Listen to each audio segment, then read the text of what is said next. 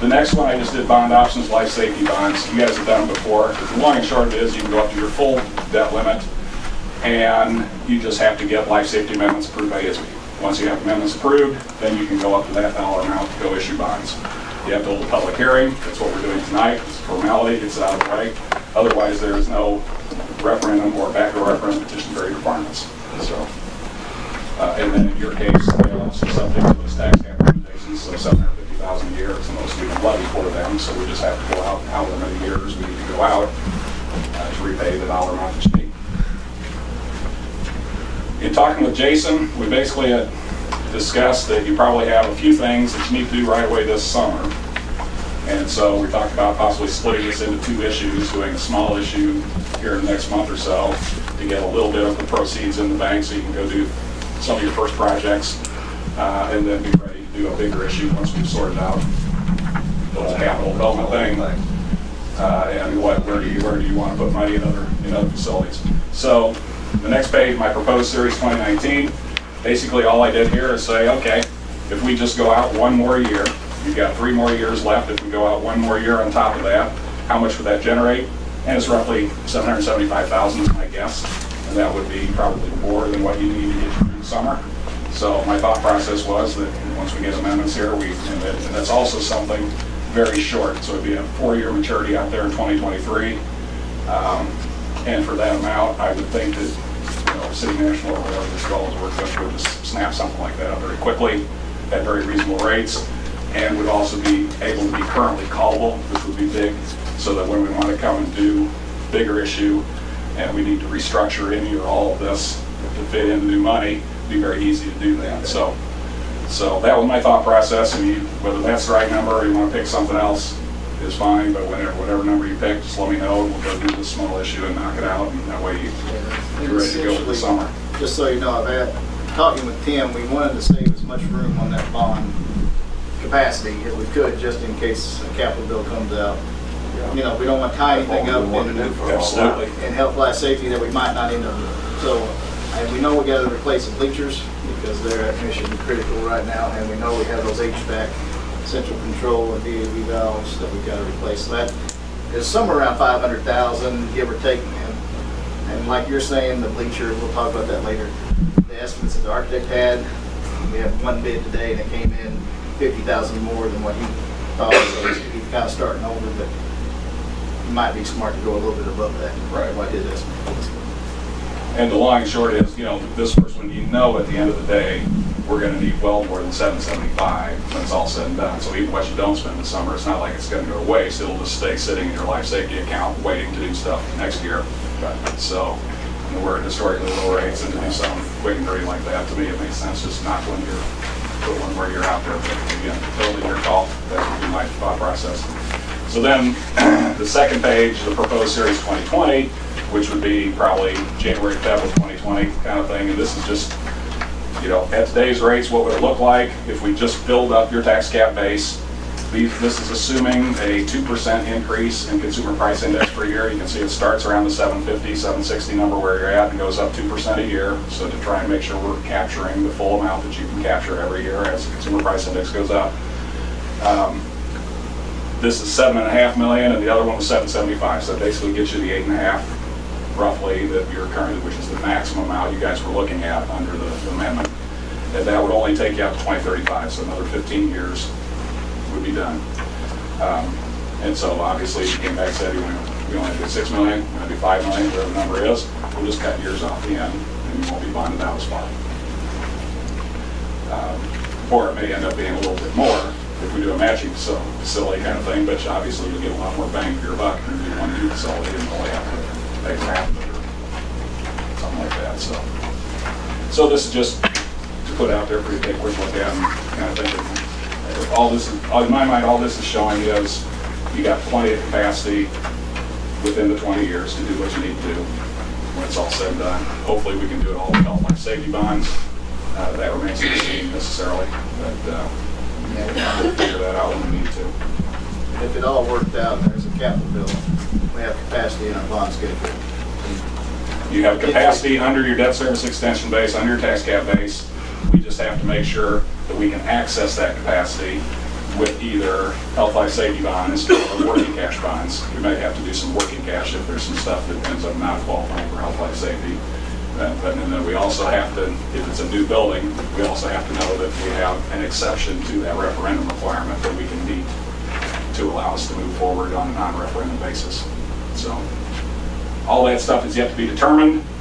So ultimately tonight, probably really all we're talking about is just getting summer projects done. Doing an understood maybe next month or month that is. That's later on.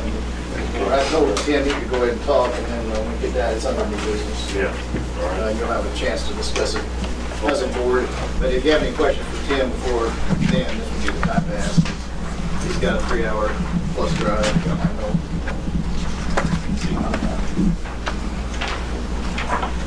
Again, all we're talking about tonight is just adding a year on to get summer projects out of the way and retain as much of that capacity as possible until we see what happens in the General Assembly. And the rates right now are what, how long? Well, for that 4-year money, I'm hoping that would be, with all expenses included, 3 or under. Okay. And I think we'd be in the middle of the 2s, something like that is what we'll be proposing to the bank. Right. And then a little bit, and then, you know, $700,000, you probably got 15 grand expenses, so that maybe effectively adds another 30 or 40 basis points to it, but I still think we should be 3%. Also, hopefully. Now, is that done locally here, or? That's my plan. I assume that's what you got. I mean, you tell me how you want to proceed, but you've had great success with placing locally a couple of times here with City National, and that's who I would propose to go visit with first, unless somebody has strong opinions differently. So. Right. Yeah, it's easier. That's where your funds are at, so that's typically, they're the ones that want to jump up and help.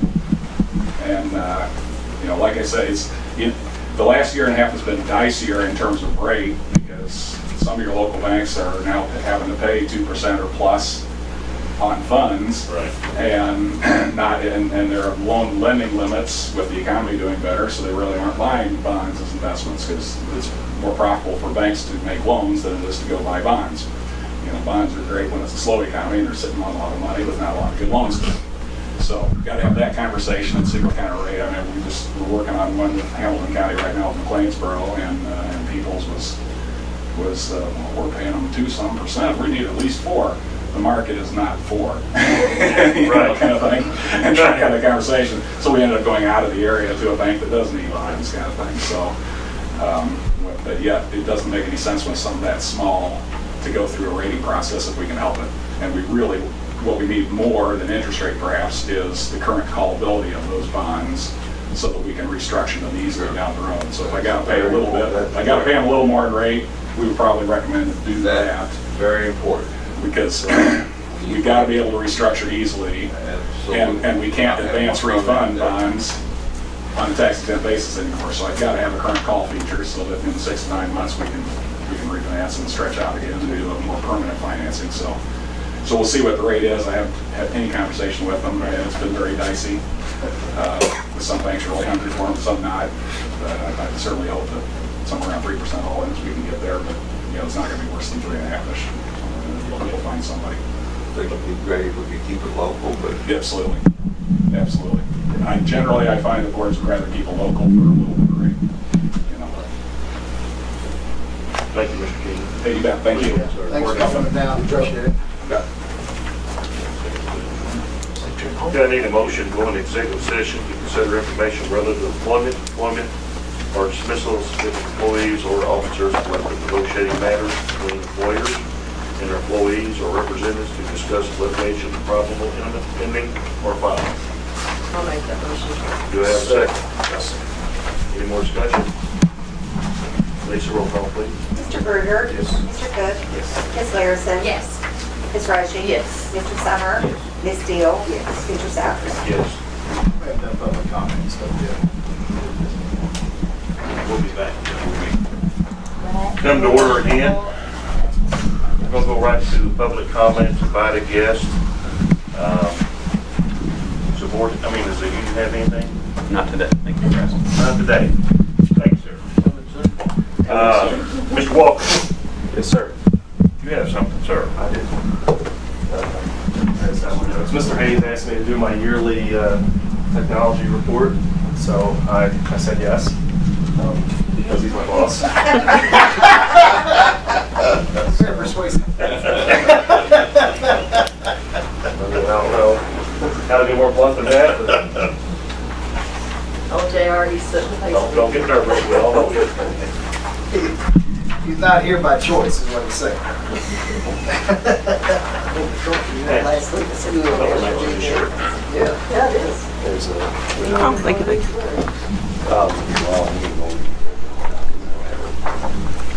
So, a lot of this I just kind of cut and paste from before, just kind of update where we were at a couple of years ago, kind of where we're at now, and just kind of thoughts moving forward. One of the things I've tackled big over the last couple of years, but with our online content filter, it's not just the content filter, it also provides us a layer for student safety. And the system's called Securely, and we've been using it for several years now. But it also has a detection in there for students are searching or going back and forth through email for self-harm, violence, bullying, things like that. So if they're using our networks, our devices, and communicating that way, and they're talking about hurting themselves, whether it's a suicidal thought, those sorts of things, I get an immediate notification of those sorts of things. And so we had about 300 instances identified this year that came right to me, red flag, let me look into this a little further. And a lot of those were unfounded. Maybe they were doing some research for a project, what have you. But some of them weren't. Some of them were within, and we just had a recent case, and I won't say names, but I had something come up. I immediately contacted Mr. Conkle, and then within 5 minutes we had a student counseling. And it was, without this, without these eyes on it, we might not have hit that, And so, again, while I live in the IT world, we have these things, and our whole goal as an administrative team was to try to be proactive in instances of student safety and school safety. So this is just one example of it. And How does it notify you? I mean, it's an email. Just an email? It's an email alert. okay. On your It's phone. my primary inbox, and Okay, that's cool. I'm going to help you out with that. I can think of 3 instances this year where Mr. Walker's notified me, and he's notified me more than that, but I can think of 3 instances right off the bat where it was quick enough that the student was still on the same computer by the time I was able to talk to him. Wow. It's So awesome. that's how quick it is. And a lot more of it happens junior high and high school, But we do have instances in elementary school still. It's pretty powerful. And kind of a sidebar, I'm actually speaking with this company and Google for Education tomorrow about our usage of it to the general public. Did you Because say we were one of the first ones on the Securely? yeah, it's used by over 10,000 schools across the world. We were number 6. Wow. The start that got started, or got with it then. Started using it. Mr. Clark was with me whenever we initially sat down and went through found out about it back in 2013. Yeah, that was exciting, I remember. And whenever we had starting to scan emails for self-harm, those sorts of things, we were district number 2. We were testing it out. So Yeah, and I can say I signed up, you had me sign up as a guinea pig. I would get a weekly email on everything my daughter had searched for at school the past year and a half. Which is very interesting. Any parent can sign up for that. But it comes from Securely, and so every week I'd get usually on Monday for the previous week, it would show me what she'd searched for, how long she'd been on there, what she was doing online in school. So that's another option that they are. And that's for high school, junior high, all across the elementary, board. any of them. Right now we have, for the parent notifications, we have that set 2nd grade and above. And we're going to move that back to 1st grade and above. So we don't get a whole lot of instances, a little more ones. But so yeah, we do have these safeguards in place. Again, it's all part of being proactive. So I just want to kind of share that. Moving forward, as far as actual device deployment, when I gave these back in September of 16 and 17, you can see the numbers. We were at 800 devices about, in 2016, almost 3 years ago, 2.5 years ago, roughly. Up to 1,200 a year later, and now we're at 1,800 plus Chromebooks, Chromeboxes, and so forth throughout the district. So in a matter of not quite 3 years, we've added 1,000. Most of that's student use. So I was gonna say, most of that Student students, devices, yep. if they stay at the school? or- Yeah, They yeah. stay at Right the now, school? we don't have it in place where they're going Right, home. they stay at the school, but the students can use them every day in the Yep. classroom. Yep, that's correct. And if you consider our latest enrollment at 2063, we're not that far away from a one-to-one. Being a one-to-one. Yeah. Very close. We're close. So, the day's coming when the kids are not gonna be carrying books home back. You will see that in your lifetime, I believe. Yeah, we're getting there. I think that's great. And part of that goes, I know Mr. Hayes talked about it in previous meetings with the online assessment tool that we've worked on this year, getting away from paper-based anymore. It's all online now, it's all going. Saving the trees. That's right, that's right. That's gotta be more up to date than a lot of these books that we're buying. Yeah. Yeah. I mean, for the information that they could. What's the difference in the map and GPS? I agree with you. Updated every day. Yep, that's correct. I've got seven encyclopedias if anybody needs one. I got one. Yeah, yeah. I mean, kids probably never opened it because we got computers. Yeah, I was gonna say, that's gotta be a foreign word at this point. So that's kind of where we're at device-wise. Again, we're going up. This is just kind of perspective. I started here in 2007, and I'm just solely looking at the available internet at the high school and junior high. So 2007, for those of you that are familiar with numbers a little bit as far as internet goes, we had 3 megs available to us, which was not a lot. You can't, if you look at 3 megs now, you can't even stream a YouTube video with that. It's just very, very small. So that's where we were at 12 years ago. That's what brings it my house. And now we have, yeah, which is possible. I mean, Still find the local crank phone, don't you? fast forward now, and this actually would be, we had 1,000 back in 2017, but where we're at now, over 300 times what we were. And I actually just sat in a call last week about where we need to be. Looking ahead for the next year or two, it'll be double that. Where we need 2,000, yeah, which we do have capacity to do that now, but that's where it's going. You know, there's a law that Mr. Hayes and I always talk about the doubling theory, and we're there. You look at it, just how quickly that goes. Think of bandwidth, think of it as capacity. Yep. How much you can And the more, downloading or uploading. and right now we're not at capacity. We, at maximum, we're utilizing about 60% of what we have, but the more devices we put out there, the more we're doing online. We got away from textbooks. And that's We need the, more bandwidth. correct me if I'm wrong, but now that we're on fiber optic, the potential is unlimited. The only thing that limits you is what the 2 receivers on each end, Yeah, correct? Because that's it's the speed of light in between. Yeah, it's, yeah. It works with clear wave. Clear wave Yeah. fiber optic throughout all the districts. Yeah. Yeah. All Are that. we finally finished with, We still paying for. That's my last slide. oh, I'll be quiet. Yeah, I'll get there. Again, I'm just kind of looking at historically E-rate funding, what's provided to us as far as reimbursement for 2 things. 1, our internet service, and then 2, our, we do have some money in there built in for wireless access points, different networking equipment.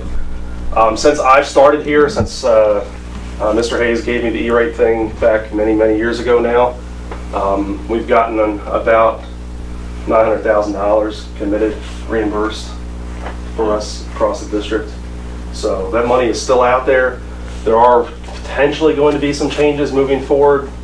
Nothing for next year as far as I'm aware of, which would be funding year 2020.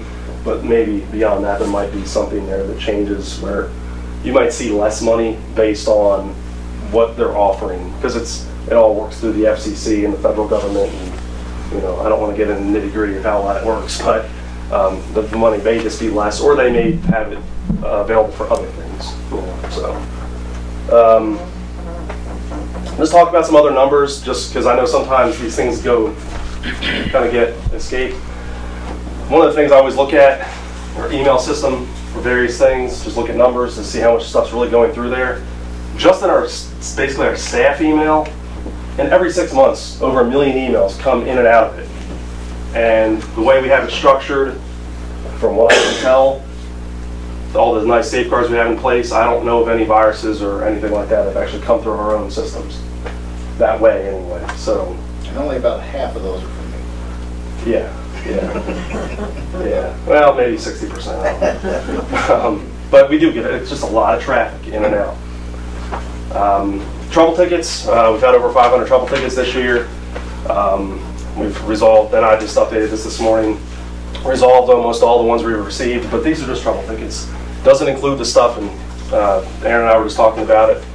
People still approach him with things, but it does not include stuff with issues sent by email. Anything that I get as a text message. Some people still throw a text at me, or Brock. People will call me, catch me in the hallway, still send me a Facebook message, whatever. They'll find some way to get to me, so we do get still a lot of, still stay busy just doing that. Or things that Mr. Hayes says, hey Tom, do this for me. I don't include that. Big projects. The one, and this is the one that scares me half to death, but we needed to do it, was our student information system. I know Ms. Steele was there when we did it the first time, many years ago. I always told myself I want to do it again. Here we are. So that's the big project for this summer, switching that. As you also know, we're switching financial systems. That'll be at the turn of the calendar year. I've been working with Jamie Mitchell quite a bit on that, looking forward and seeing how that's going to work. And then just working on this summer as far as just doing, using some of the stuff that we've gotten from E-Rate to keep upgrading access points and so forth. There's things I really can't do a whole lot of when there's students around. So. Right. Some state reporting updates. I just kind of pulled this out just to look at it. A lot of the end of the year reporting that was common has been phased out. A lot of the systems have been kind of consolidated under the system that I use a lot. But I think it's funny because it's like a consolidated effort. Like, hey, we're getting rid of this, this, and this, but we're all going to put it in one system. And one of the reports was student attendance. And then looking at it, they require monthly per building. So it's per student, monthly per building. So do the math, 9 months, 7 schools, at least 63 reports additionally for my end. So while they consolidate these systems, it all goes back into the one world where I live. So because all this ties with funding, it's imperative that we, either two things. One, stay, on the up and up with our own systems, as far as, hey, moving our information to a newer, cleaner environment, or just making sure it's correct. So, just something, food for thought. The days of reporting how many kids were at your school like that are done. Whatever's in the system is going to go straight to the state. So there won't be any. The nice thing about the reports is if you messed up, you could go back, erase a number, fix it, and not be there. No. So, a lot riding on Laurie's going to be stressed. Some other notes, State Farm Computer Donation Program donated 25 more laptops to the Esports Club. I was talking with some of my elementary folks. City National Bank provided our elementary students with access to Bonsai. It's a really neat online program where students were able to learn about financial responsibility. I got a lot of really good feedback from that, both from teachers and students. They really seemed to, and it's good. It's actual real world, stuff. So, and then here you go. Here's my that copper old internet service contract finally expires in November at Unity. That's about $1,200 a month. That'll go away. I'm actually making a call next month is when they told me to, say, hey, cancel it. And that's the last one. That's it. That's it. All in those days. Yep. And that's not being used. We were just under contract. We couldn't cancel it. So, anyway, that's what I've got. Any questions, comments, concerns? I think for our work, I understand technology like I do, but it's awesome. Yeah, I know you guys probably get tired of me saying Tom did this or Tom did that, but he has been going above and beyond, just like Jamie and everybody else in the unit office now that we've had a person down. I do appreciate it. Yeah, we're family. Take care of each other. Protect out wise. I mean, I wouldn't have it the other way. So just glad to be here. But thank you. Thank you. I don't know what we do without him. Couple tech parts of this. You like that? Don't mind. Not if I pull the seat up. Do whatever. Scratch my back. Oh, no! No, I I was making fun of cripples. I feel so bad. I didn't know you were too. I fit right in with you.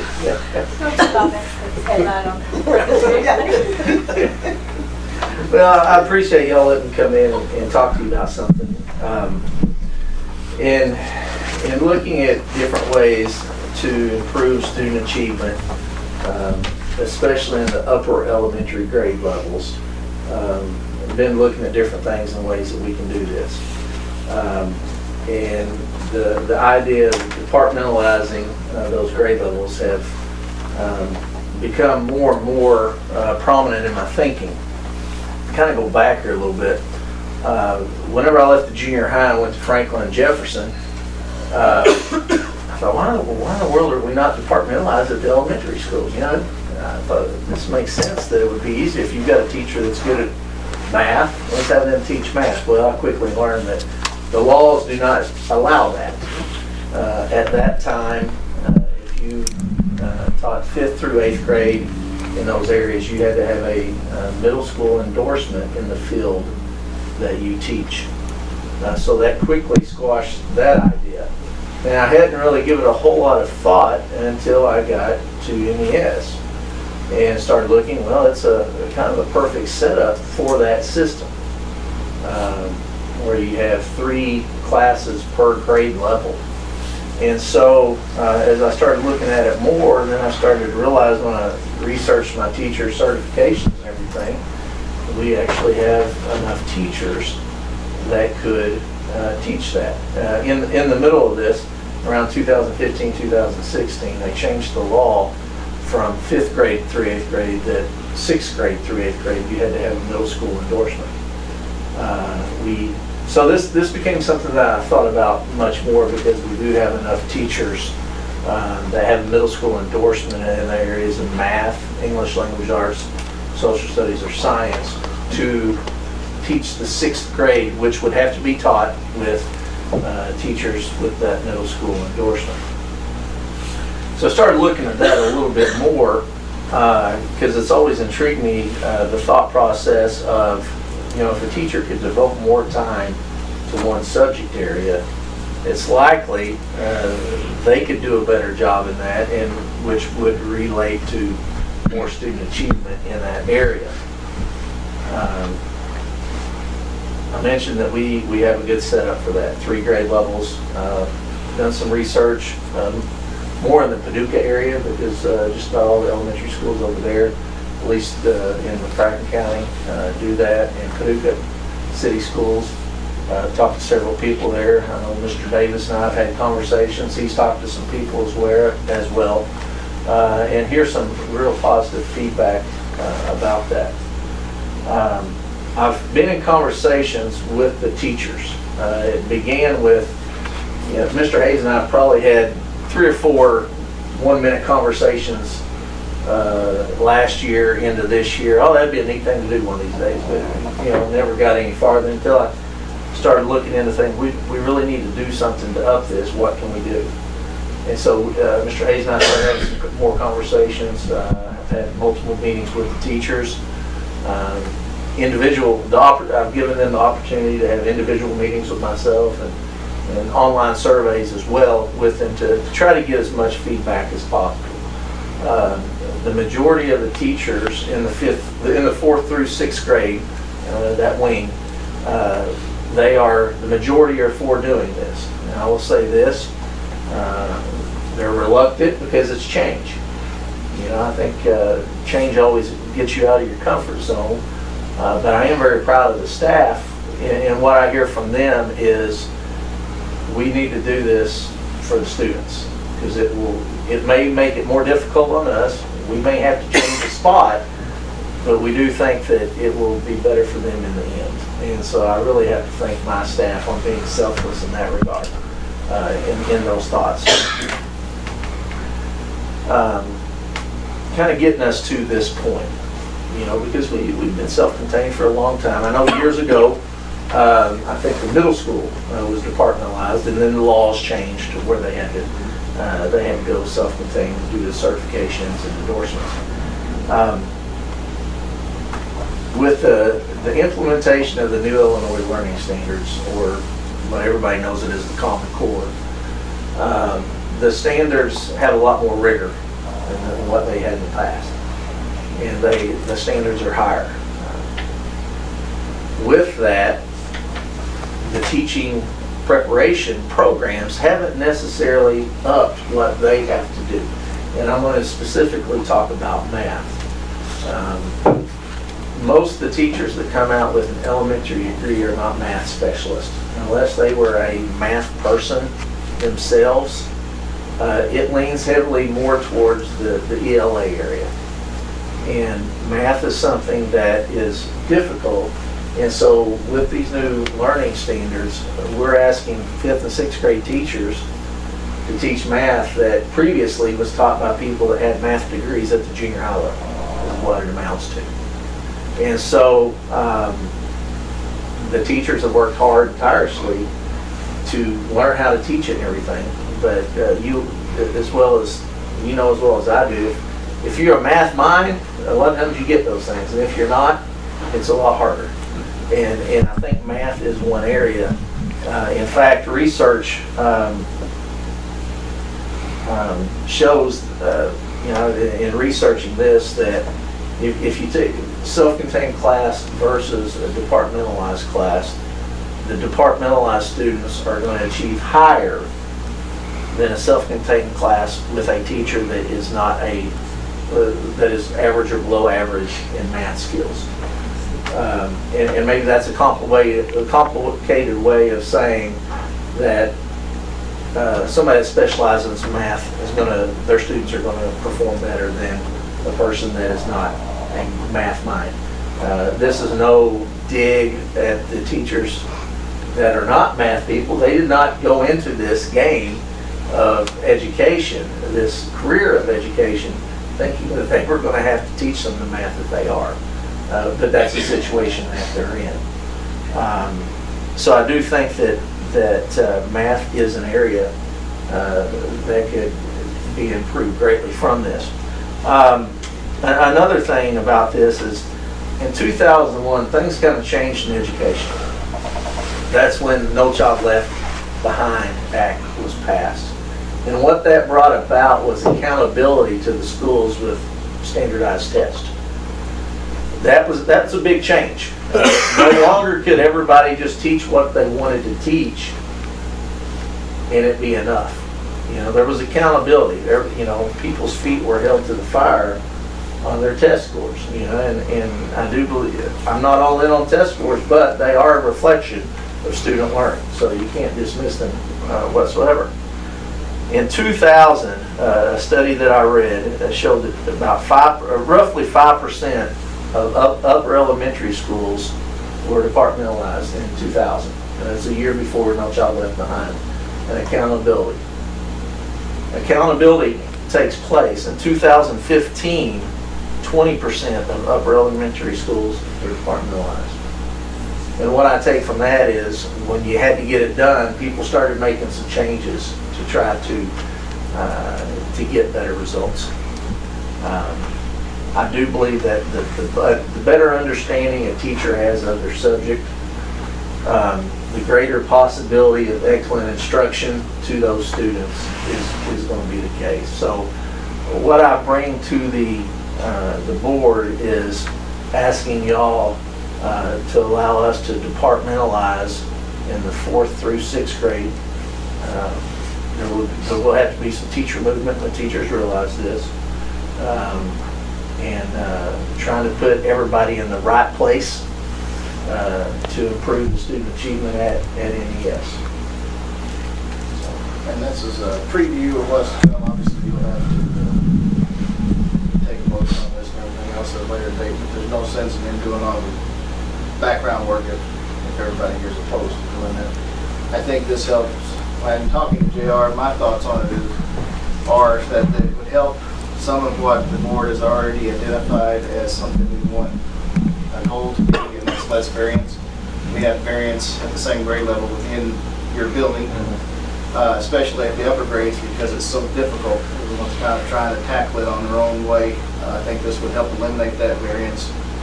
which could also spread, eliminating some variance in the county schools. And let's face it, our scores are not where we want them to be. They're not where our teachers want them to be. We feel like we can do better, and I feel like this is a way to give the teachers some support to do that, because you can give teachers that have a strength in an area that ability to teach that area, and so you can work towards their strengths. I have had teachers come to me more privately, had some of the best conversations over a subject that's touchy to the teachers because it involves change. But I've had several teachers come up to me and say, "Hey, I really love this subject. If would you consider me for teaching this subject if we were to do this?" And I think that's great, because I think if a teacher has a passion for a subject, they're going to do better. What to do. I would be all for it. I think it's the way to move forward. My question to you is, JR, and I'm sure you've researched this, in 4th, 5th, and 6th grade level, do you have a balance of teachers that we can move around to make sure there's equal, your understanding, enough to do math, enough to do science, enough to do, so you do have that in your ability? We do. To say that I would have the starting line complete, I would say not complete, but it's pretty close to being filled out. And I would want conversations with the teachers on that. 6th grade in and of itself, you have to have a middle school endorsement. So that one right there is one that is the playing field is less. It does. But I think in the 4th and 5th, you're looking to put people in their areas of their strength. Ideally, you would want them to want to be there, and I hope that would be the case. I would want to have someone that's strong, which you can conversation, basically teaching science instead of teaching. Well, for example, there, Larry, 5th grade gets tested in science. I would want somebody endorsed in science in that area. Somebody that has that experience and that training. If it's your recommendation, your teacher's on board, I have no problem. I think it's something. There's a lot of We've upfront. got the opportunity, with the classes that. Let's do it. My only thought would be, is there maybe some of the movement teachers, you've naturally, I'm sure, been working, with the association, so we're not any problem. I've talked to the teachers and asked them, would there be any, I just want to blank on that. More or less, yeah. And I don't see that happening. You and the union's been working. Well, I haven't worked with Mr. Clark on it. I've been working with the teachers on it. Can you have it done by end of school year? The teachers have asked me to have it done by the end of the school. Well, I'll say this, and that's probably why I'm here tonight, is the teachers have asked me, if we do this, we want the summer. Sure. We want the summer. And frankly, the biggest concerns are organization, scheduling, procedure, upfront things that I will need to work on. I feel confident in that. I think this type of thing, taking care of all the procedures, I think these are more in my wheelhouse, so I'm not worried about that. This is something that's not going to happen just overnight, which gives you all summer to get every move made, where the kids got to be at this time, what teacher's doing this. It's not going to be a week thing and have it ready to go. Yeah. The teachers have asked me, hey, can we, my last meeting with them was Tuesday. If this is a go, Mr. Hayes and I will be having some final conversations this week, and I would like for each teacher to know where they're going to be by next Tuesday. I think the way the general feeling is right now is to go ahead and pursue with your plan. I'm sorry. No, go ahead. That's what I envisioned. Larry had asked. I didn't put on the agenda for motion, but I envisioned just seeing if you guys have any questions or concerns, so he wouldn't know them now. Then if everyone's okay with it, he'll move ahead and get a solid plan, and then when we make the motion, you'll have actual names for assignments. So there would be transfers. Yeah. And also, if Aaron has any concerns or anything, we can set that up. We have money in the school improvement grant to pay stipends this summer, so if your teachers are willing, to help get this thing going, and we can pay them to come in and work on some of this stuff to get that out of the way. A couple of them had asked me, hey, if I get moved, if I'm in an area, I would like maybe a little specific professional development in that area. Other than that, this is a pretty cost neutral move. Okay.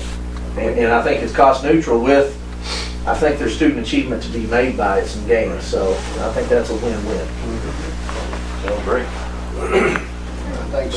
Thank you. Thank you. Appreciate it. I hope practice will be better. It's almost golf season. It's got to be. I was gonna say, you Making fun of all us. Well, I kind of was. He gets up on give me, Okay. you. We're gonna, that's gonna be the minutes, bills due, payable, and the treasurer's report. Everybody want to take a look It at should it? be in your packets. The treasurer's report, I helped Jamie do it again, and I didn't see anything wrong with that. We did get a couple bigger payments, just so you know, and I've got some of that in my report, but they did release a transportation payment that was in there, and we got the rest of our final property tax. So we got a little bump in the revenues the last time. And that, I didn't see anything else. I didn't notice any bills that were crazy or anything. On the bills thing, I just want to know, I looked at, we got county water and sewer for Metropolis, Massac County High School. We get a city power and water and sewer bill. Are we paying who supplies the water from both those places? Well, we have two, if I'm not mistaken, there's two water supplies out of high school, county and the city. Right. And so we're paying both, essentially. And it doesn't go to the same place. Okay, well, I just It's separated. understand. But before, when the high school was originally built, it was all county. And Right. then the city annexed that when the junior high went up there, and so then now we have the city sewer. And our sewer from the high school does go to the city. Okay. There's a lift station down there that junior high also. And junior high also, yes. Good question, though. It didn't used to be that way. Need a motion to accept the minutes, bills, and treasury report. Need a second, I'll please. second. Any more discussion? Lisa, roll call, please. Mr. Berger, Yes. Mr. Cook, Yes. Ms. Larison. Yes. Ms. Rushing. Yes. Mr. Summer, Yes. Ms. Steele. Yes. Mr. Souter. Yes. Gonna go next to the superintendent's report. Yeah, I think I've got copies for everyone. Getting better since you can't see the screen anymore.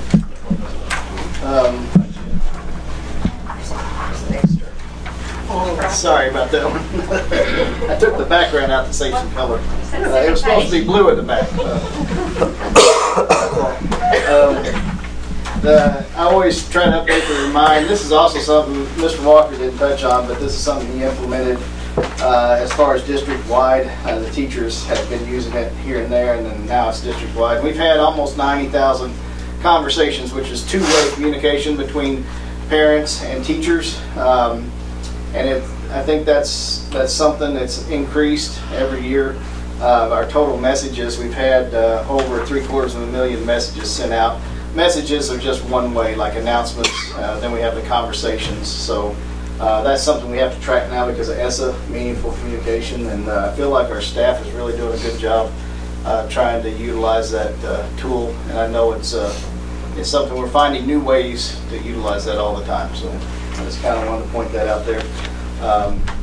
April went down a little bit because we had a week off and then another day off, so April's a short month.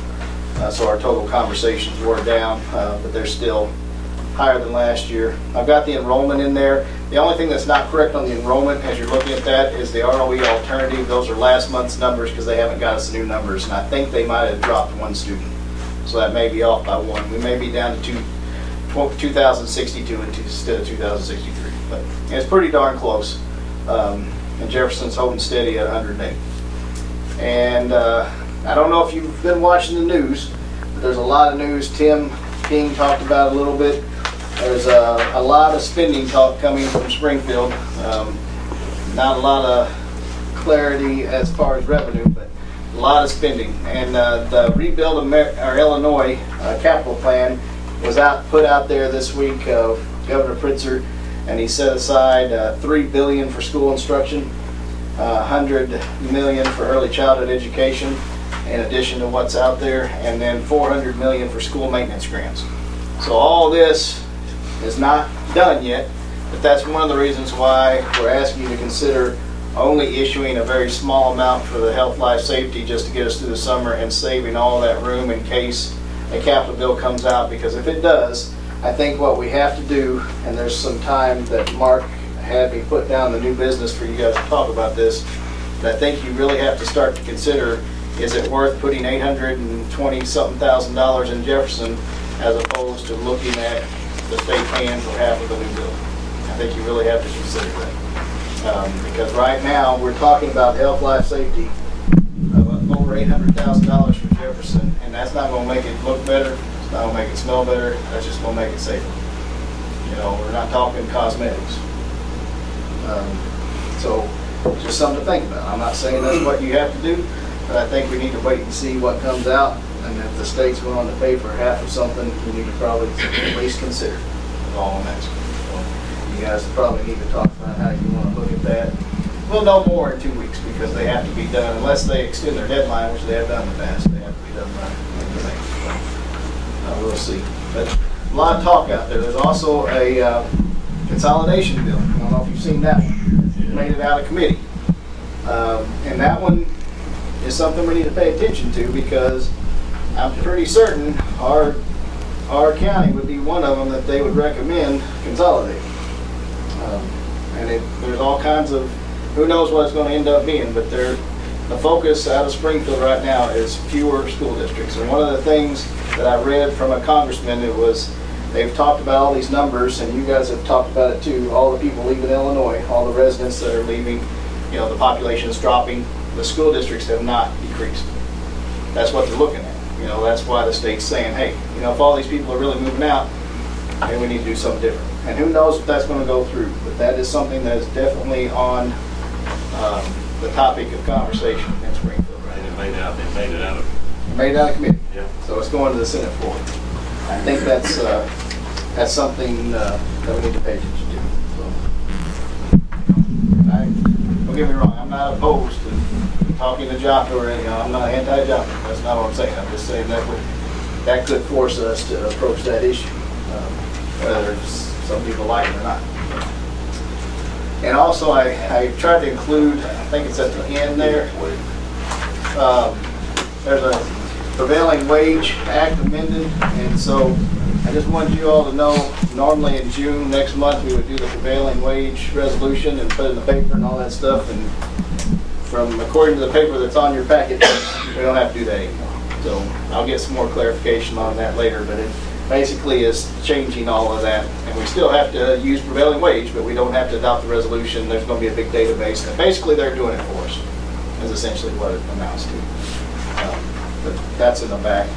We got the expenditures, and this is something I've been joking to Jamie about, because when Jamie and I started doing this report, our expenditures have suddenly become very consistent. So I'm not sure, either we're doing a really good job or we're missing something, but it's been noticeably different. So our expenditures are again right at 1.7 million for the month of April, down just a little bit from last month, but still from December on you can see they're very consistent compared to other years. And a lot of that too, Jamie said she signed up just because there's not enough manpower. A lot of the stuff that didn't used to be is now on auto pay, so that keeps it pretty consistent. You know, because when you're paying it manually, it might slip over to the next month, you know, or not be deposited till, you know, the first or whatever. So that's probably part of it. But those are our expenditures.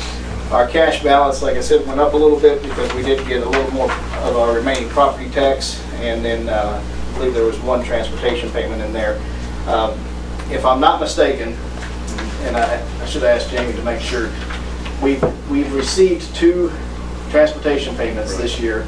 They have released the 3rd one, but that's not in these numbers yet. So there is a 3rd one that we will have before June 30th. We probably won't have the 4th one that we're due. So that just, if you see that, I didn't want that to be confused. It's not in that. That's actually caught up a little bit. Some years we didn't get over 2, didn't we? Yeah, right. So yeah, we're actually, even though we're not going to get all 4 in the fiscal year, we're ahead of schedule for transportation. That next chart just kind of did the expenditures versus revenue, just so you can see. We will be amending the budget next month. I believe Lisa sent that into the paper, the notice, so we're working on that now. But you can see in April, our receipts were up well above our expenditures because of those extra bumps we got. And also that illustrates our expenditure flat line there, which again, we'll find out when the auditors come if we missed something. We haven't got any late notices this time. Also on the next page, that's just the same thing in table form if you prefer it that way. But so far to date, we've received $20 million and we spent $18.3. The difference is that will drop because in June we won't get the EBF money. We don't get state aid. So that'll, May's the last month for that. Yeah. And then I did add a FRIS report in here because this is something some of you guys ask me from time to time and I haven't put it in the report.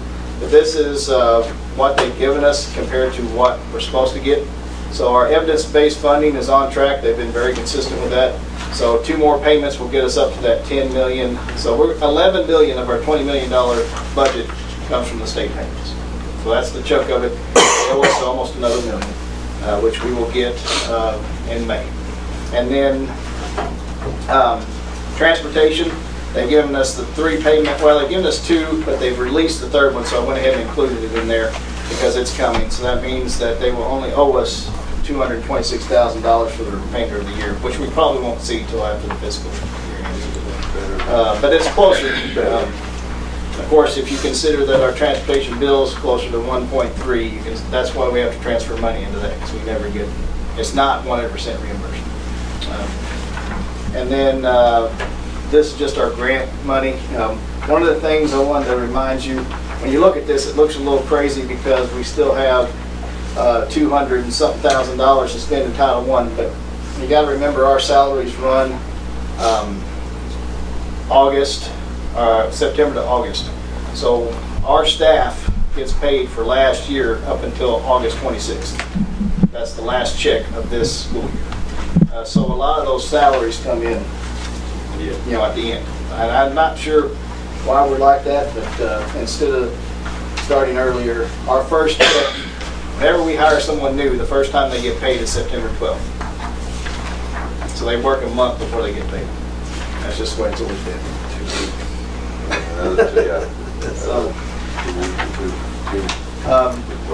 As far as maintenance, we did have the bleacher bid opening today. We had 1 bid at $56,000 higher than what the architect thought it should be. No one else bid, so he's going back to the drawing board to start the process over. He was not happy. What was that out of? Out of St. Louis? He took the paper with me. I didn't have that, but he was fairly disgusted with it. There were 3 companies that said they were going to bid, and they did. So anyway, that was today. We're still working on that. Still hopeful that we get that in, but it may be later. I don't know. We're just going to have to see what we can do. One of the big problems is apparently the manufacturers of the bleachers can only get so many made. There's not that many places apparently. So once we get this bid awarded, we're going to be on a waiting list for the actual materials. So they may not be in. They're not sitting in a warehouse anywhere, is what they said. And then we did replace that compressor at MES in the new wing. It was under warranty, but you'll notice in your bills probably next time the labor was not. So we had to, and it was a big compressor, so it took. Vern couldn't do it by himself. But anyway, we've got. I wanted to remind everybody, Friday is a half day for students. Then we wrap up the school year with the teachers. That day they usually end up posting the grades and finalizing everything, and all that stuff. And then Tuesday after Memorial Day, which seems like a cruel joke, we bring the staff back one last day because of the way the snow days fell. And we have that retirement luncheon. We cooked for the staff last year. That seemed to work out okay, so we plan to do something like that again. Anybody that's available that would like to help, I know several of you were out there last year. Marlene's supposed to get a big cooker for us to use, and we're talking about doing just hamburgers and hot dogs and something nice for the staff on that last day, and then we'll have the reception for the retirees. So I think we're planning on starting eating at 11:30. So any help would be much appreciated. And that's all I have. And tomorrow you're cooking for pre-K? Tomorrow, we're cooking for pre-K, and that's their last day, whatever you call it, graduation, moving on, whatever. We'll be at the park. Thank you, Jason. Gonna go to the next one's unfinished business, consideration of lease agreement for the Unity Elementary building. Yeah, and did you see my email on that? Yeah. Basically, the guy was pretty open and honest with me. He said, yeah, you can buy it, but I don't know why you'd want to, because you're going to we'll end up paying almost $100,000 for a building that's worth about 40. So my recommendation is we pay the lease one more year, and then we start thinking about what we want to do in the future. And again, we probably have other considerations as capital bill that comes out, depending on what you want to do. It'd be silly to buy that, which we kind of did at the MES site, and then we were stuck with it, and we basically gave it away, and that's not a good scenario either. So do I need a motion for that? You need a motion to approve the $6,500 lease for one more year, and it is a year-to-year, it's not a multi-year or anything like that. I'll make that motion. Have a second? Have a second, any more discussion? Lisa, roll call, please. Mr. Berger? Yes. Mr. Cook? Yes. Ms. Larison? Yes. Ms. Roach? Yes. Mr. Summer? Yes. Ms. Steele? Yes. Mr. Savers? Yes. All right, going into new business here, consideration of final calendar for the 2018-2019. Yeah, we usually wait till now to adopt the final one, because we're pretty well sure we're not having any flood days or anything else like that. So Lisa has amended it to reflect the days we've used. Nothing really changes as far as what you do as the last day or anything, but this is the one officially for Frisbee. I'll make the motion, we accept the calendar. Okay, we have a second? Second. We have a second? Any I'll more second. discussion? I'll do the same. Yeah, we got to, yeah. Lisa, roll call, please. Mr. Berger? Yes. Mr. Cook? Yes. Ms. Larison? Yes. Ms. Roach? Yes. Mr. Summer? Yes. Ms. Steele? Yes. Mr. Savers? Yes. D is consideration of the volunteer program at MOU. Yeah, I sent that to you in email.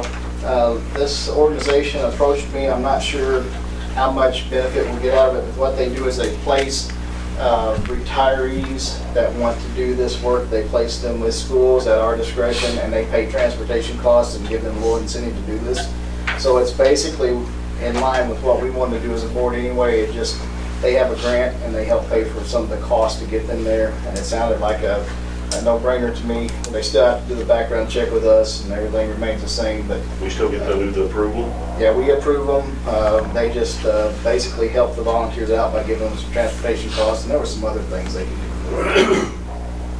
It's a big grant, and so I think it's a good thing. We just need board approval for the memorandum of understanding. Need a motion? So moved. Need a second? Second. Got a second, any more discussion? Lisa, roll call, please. Mr. Berger? Yes. Mr. Cook? Yes. Ms. Larison? Yes. Ms. Roach? Yes. Mr. Summer? Yes. Ms. Steele? Yes. Mr. Savers? Yes. Okay, go with the next, operation and maintenance. And What about the bond? oh, okay, excuse me, I overskipped one. Consideration of the bond option. That was what Tim was here talking about. And again, the recommendation on the table from both Tim and myself is to do the minimal amount to get us through the summer projects, which might extend into the fall, obviously, and then wait on all the, because we have over $8 million of health, life, safety repairs that are supposed to be made. If they're all approved by ISB, they're in that process now. Some of them are looking like they might not be approved, but I talked to Michael Basinger today. He said he had to go out and take some pictures and things like that, and then he thinks a lot of it will be approved. But I don't think we need to jump right in at this point and do everything. That's a big bond issue, and that ties us up for many years. So, Need a motion to accept that? I'll make that motion. Have a second? Go ahead. I'll second. Have a second, any more discussion? Lisa, roll call, please. Mr. Berger? Mr. Cook? Yes. Ms. Larison? Yes. Ms. Roach? Yes. Mr. Summer? Yes. Ms. Steele? Yes. Mr. Savers? Yes. Next one is operations and maintenance, HLS operations for the future. I asked Mr. Hayes to put together a list of what we could do. We have a lot of money going out for the improvements of these grade schools that are getting old.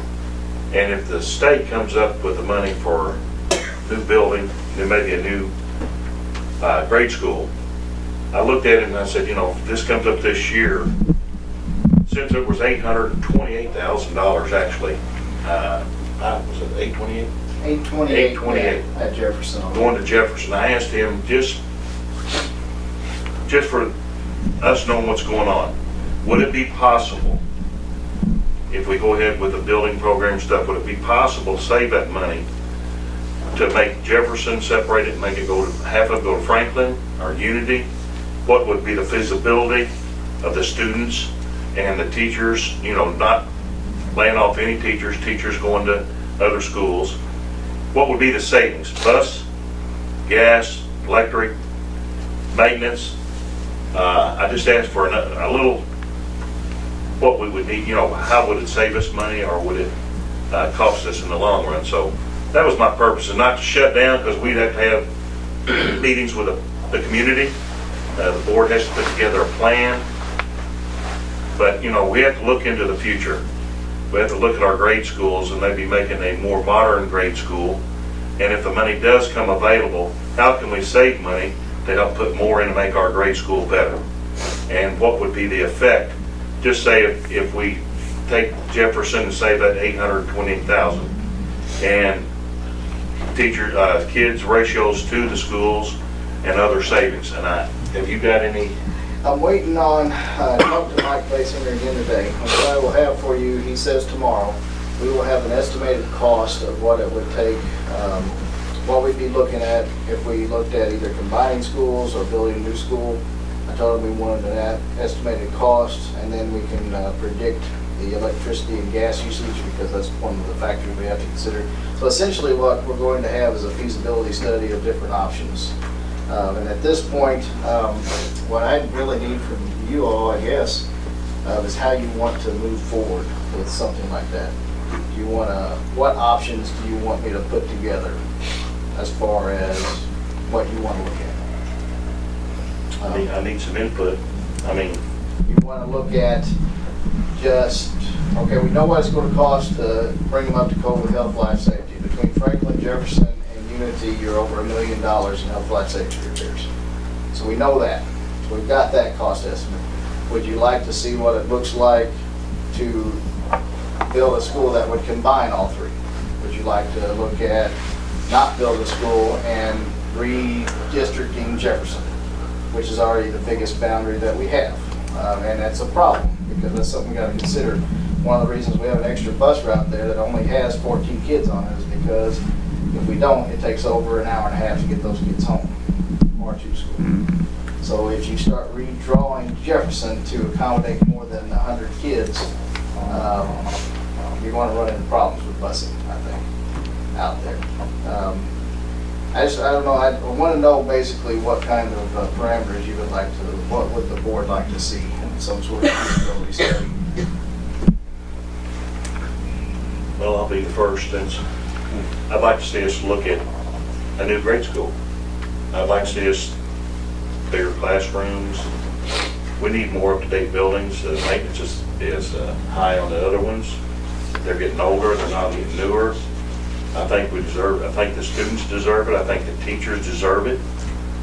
Of course, we have to take this to the community, and it's a lot of hard decisions. And it's not one that nobody wants to make, just, we're going to do this. For something like this happen, I would like to go ahead and take your options toward a new school. So that would be one option you guys. Right, one option. Obviously, one is fixing everything and remaining the same. That would be an option. What would the new school include? I think that's a question I had. What grades? What schools What are we schools? talking about combining? Yeah, just as the option to look at. Because that's important. Well, I'm going to say this, I'm going to put it on record. I personally think that, yes, we have to make decisions for the education of the kids in the community. And I do agree that there are some buildings that need repair. But I think Jefferson's getting an unjust thing here because Windows and Unity and Franklin are basically the same age as what Jefferson was. When we had health, life, safety, Jefferson was the only school that got thrown under the bus. It didn't add Unity in there, or Franklin's Windows, which is a big chunk of this. I personally will not vote for any new building or anything else until the public has a chance to vote on a referendum whether they agree with it or not. That's all I got to say. Right, and I don't think we're picking on Jefferson, that's why Well. that's their intent. But you What they're understand- saying, there's 100 kids out there. I know, but what I'm saying is we always throw it out here that Jefferson's got this much money to spend on it, but we have not went out here and added up the windows in Unity and the windows in Franklin and I everything think else. the windows are on the Jefferson. The bulk of the repairs at Jefferson's a roof. And we put a new roof on Unity I think not it- too many years ago. We'll get back to it when we look that up, but I think the windows are a huge amount at Jefferson compared to other school districts. How much were the bathrooms? They were a big chunk. Okay, my main deal is, Nothing doesn't we're make looking at all the they're the buildings same amount. that are getting outdated, All the buildings are what? all of them. them. And I'm looking for something for the kids to get a better education, safer building. 70 years The old. three- I'm not picking on any other school out there, I'm not. Built in the It's always 50s, Jefferson. the initial structures. 54, If you're 55. gonna do it, you might as well take the footprint of all three of the county schools, that way you get the biggest footprint. Right. He said, that way you take the gym and add the extra, and then you also gotta look at the consolidation plan that you're talking about with the state. If somebody, the state forces us to consolidate, then you've gotta look at that as well, to have room for job to make it grow if that Right. happens to take place. Right. So you might as well take all three schools if you're gonna look at that, and just look at the footprint. I mean, Yeah, His school. I've got the health, life, safety here for Jefferson. 350,000 was. He's got everything. I know, add on. There was 100,000 in some doors. I don't see any windows on here. Ridiculous, man. Okay, then again, I'm not picking on Jefferson. Yeah. I just brought that up because they have 109 students. Thought, you know, for someone we could save that money to maybe move forward to a new building. But like I said, this is not our decision. This is going to be public meetings out.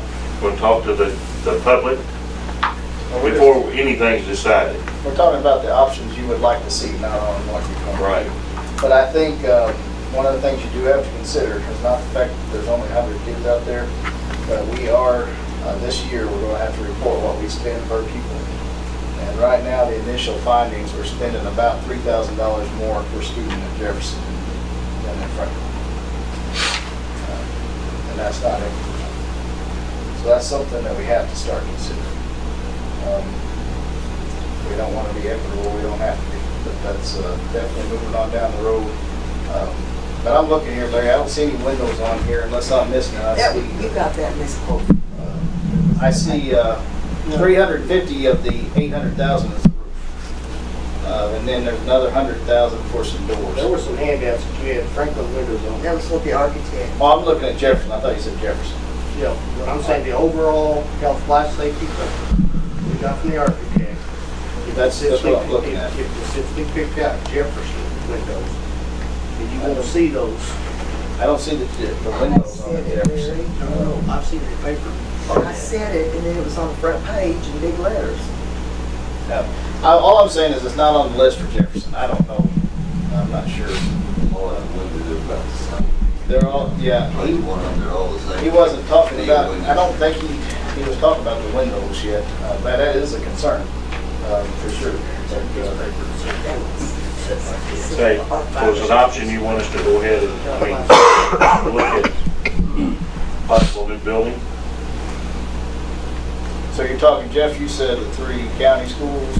well, I mean, if you're just gonna look at a proposal, I mean, you might as well go with the three county schools. Right. And look, that way you get a bigger footprint, like the Right. gentleman in here said, you gotta look at the footprint. That's the only way we can do it, correct? Well, yeah, if it comes down to health, life, safety, that'd be the only way. You gotta look at the footprint. Right. You got 2 extra gyms, or you got, 2 extra gyms to draw off of the square footage. And Unity's gym being the biggest, Yeah. you know, I mean, that'll help out. Right. It's only the same. And then also with the consolidation bill that they're talking about, I mean, just because. Right. I might as well look at it. Nobody wants to do it, I'm not that, but you gotta look. Well, I'm not opposed to any of these county schools. You know as well as I do, we went to county schools, but Right? there comes a time when we gotta start looking at what we have to do to be more economical and to provide a better education for everybody. I do think it's getting harder to be. So I'll look at that. I'll try to provide some options. I should have some numbers from Mike Basinger tomorrow, so I'll start shooting that to you. The biggest thing I could see was if you combine all the schools, you can have your class size will become more, equitable, more consistent. It would end up being like what Mr. Carl's doing. That would be- in your 4th, 5th, and 6th grades. Identical. It'd be identical, you know, and Everybody's everybody's on the same same thing, I'm page. sure it would. There would be no doubt savings over time in some, reduction in utility costs. Probably some in all your, just support staff. I don't know why, but some. Yeah, well, if the LED we could provide more services than we are now to all of the people, have more access to nurses, have more access to RGI services, things like that. I think there's no doubt, and I've said this before, that if the state is willing to put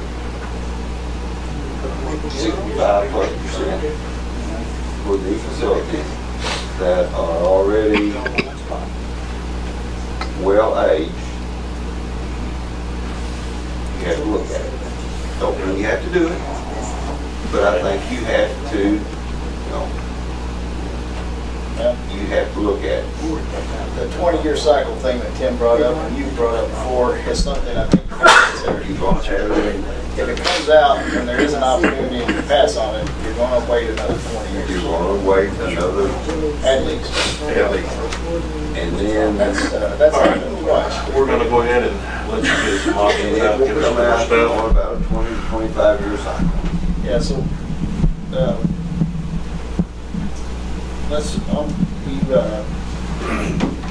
you guys table that so that I'll have that next time.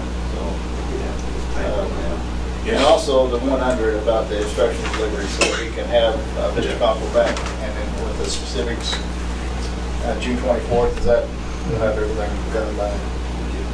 So we wanna table, D&E. Yeah, if you would, please, that way I'll be able to put it on unfinished business. I'll make a motion that we You're gonna table. table the operation maintenance and consideration of changes in the institutional delivery, instructional delivery. All right. Need a motion, get a motion in a second? I'll second. Okay. Any more discussion? Lisa? Of course, they want to vote together. Yes, ma'am. Mr. Berger? Yes. Mr. Cook? Yes. Ms. Larison? Yes. Ms. Rushing? Yes. Mr. Summer? But yeah. Okay. Ms. Steele? Yes. Mr. Satter's? Yes. Okay, we're gonna go down to the consideration of the following bids for student pictures, student insurance, pizza, and the dairy. Yeah, we don't have, just like last year, we don't have all the bids back yet for some of the Kohl's items and meals. Where we've got the pictures came in, student insurance, pizza, and dairy. So we've already, yeah. And we have had some, I'm going to talk to the representative, we've had some issues with black recipes. Yeah, have you seen my kids' picture? I mean, and then the fact Is it that your they, daughter? no, Oh. no, it was 8. And then the fact that they sit those home and was like, hey, you want to buy these? No. No, but I do want to take a picture of them sitting on Facebook, but did not want to pay money for them. Well, we had some, What do you think? I don't know, he's all going. Oh, And then the best, Michelle's going to put this on TV, but he's all going. He's not exactly what I was doing. So funny. we had some issues this year It was hilarious. with the photographers and some of the things they said to the students and the quality of work. So we got You got it in there when you pulled it out of the backpack, like, what? it's not, Yes, this. Well, Interstate was actually cheaper for the 9th or 12th, but they were higher for the elementary. So, well, the thing that we ran into the last time is Live Touch is the only game in town that I know about that can bring enough of the portable printers to print out the student IDs at the high school as soon as they take them. Because the last company that we had that went Live Touch couldn't do that, and we like to never got those handed out and back to the Live Touch. When they bring it, they bring 4 or 5 printers. Kid takes a picture, walks over and waits for their ID to come out, and they need those. Delmar is what we had that one time. Yeah. And I don't know about Interstate, I know they do a So lot of we want other to hold school up on districts. this? If you want to look at it, No, that's it. Oh. I was just complaining about Live Touch. well, I'm with you. I'm with you on that. I do What an plan opportunity to voice I my plan to opinion. talk to the regional manager. Not that it'll do a whole lot of good. But You can take my kid's picture with you and be like, dude. She posted it. I don't know what to I say don't about it. know. In my experience, they've still been better than the competitors. That's all I'm saying. There's just not a lot of options for that, is there? Okay, and I need a motion. There's just, there's just not a lot of options. And like one there was like for the dairy, there's only one. Yeah. Well, we're getting down to where there's just not a lot of options for any of these. We didn't even get any food. All right, I got, And didn't get food bid? Not yet. So what do you want to need a motion for the student pictures, the student insurance, the pizza, and the dairy. I'll make that motion. Look at Larry on those pictures. Got a So you're second? going for Live Touch? I'm going I'll for it. second. My kid's pictures better be better this time. Live Touch. Is there a second? I second it. We got a second? One more year. More one discussion chance, huh? besides the pictures? Lisa, roll call, please. We need to pull that. Mr. Berger, Mr. Cook, Yes. Ms. Larison, Yes. Ms. Rushing, Yes. Mr. Summer, Yes. Ms. Steele, Yes. Mr. Savers. Yes. Are we going to do each one? Don't we have to do each one? Oh, I thought he did them all together. I did them all together. Yeah, I think it's okay. Yeah. There's only one of each of the other ones. Yeah, we don't really have any options. All right, we're gonna go over things brought up from the executive session agenda. We're gonna go to resignations. We have a Sherry Lovercamp, MES personal aid. We need these separately. Yeah, you probably ought to. Okay, I need a motion to accept her resignation. I'll make that motion. Second. Have a second, any more discussion? Lisa, roll call, please. Mr. Berger, Yes. Mr. Cook, Yes. Ms. Larison, Yes. Ms. Rushing, Yes. Mr. Summer, Yes. Ms. Steele, Yes. Mr. Savers. Yes. Calvin Morris, Massac Junior High School baseball coach and MCHS assistant basketball coach. Make that motion. Got a second? Second. Have a second, any more discussion? Lisa, roll call, please. Mr. Berger, Yes. Mr. Cook, Yes. Ms. Larison, Yes. Ms. Rushing, Yes. Mr. Summer, Yes. Ms. Steele, Yes. Mr. Savers. Yes. Jacob Collins, MCHS assistant basketball coach. Need a motion? Make the motion. Second? Second. Any more discussion? Roll call, please.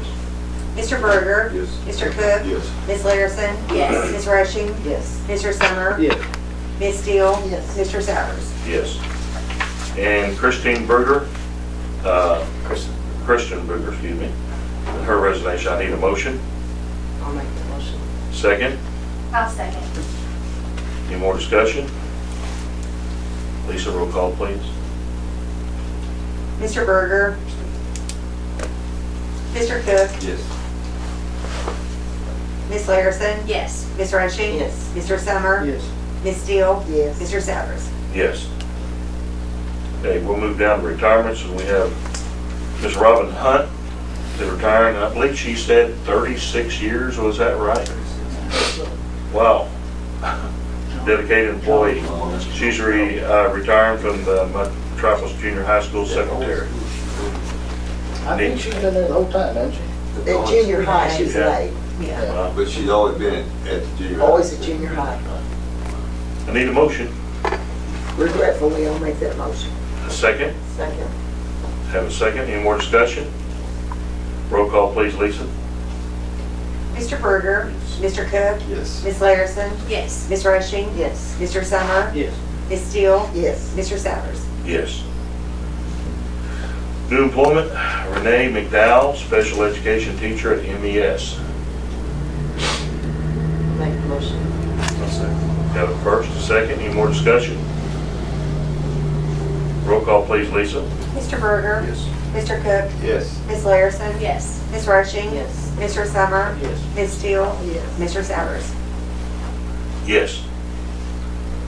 Okay. What do we need to do on this one? Just acknowledge that transfer. Okay, we have one transfer, it'd be Charles Huggy Johnson going to day janitor at Unity. Okay, on the other volunteers, I need volunteer Mallory McVeigh, girls golf coach, and volunteer Cord Cook for football coach, assistant, volunteer, excuse me. I'll make the motion. Got a motion, second? Second. Got a second, any more discussion? Lisa, roll call, please. Mr. Berger, Mr. Cook, Yes. Ms. Larison, Yes. Ms. Rushing, Yes. Mr. Summer, Yes. Ms. Steele, Mr. Savers. Yes. Two good people there. Okay, we need down on the other business, establish the Massac County Junior High School's soccer stipend, and it's for $1,000 per coach. I need a motion for that. Take that motion. Have a second? Any more discussion? Lisa, roll call, please. Mr. Berger, Mr. Cook, Yes. Ms. Larison, Yes. Ms. Rushing, Ms. Rushing, Yes. Mr. Sorry? Summer, Yes. Ms. Steele, Yes. Mr. Savers. Yes. Don't think there's anything else. Move adjourned. We have a thing for adjournment. Got a second? Got a second? Any more discussion? Lisa, roll call, please. Mr. Berger, We're not Mr. Cook, Ms. Larison, Yes. Ms. Rushing, Yes. Mr. Summer, Ms. Steele, Mr. Savers. Yes. We got to Thank keep you you all. around. I said 9:50. You You guys know. right. You gotta drive.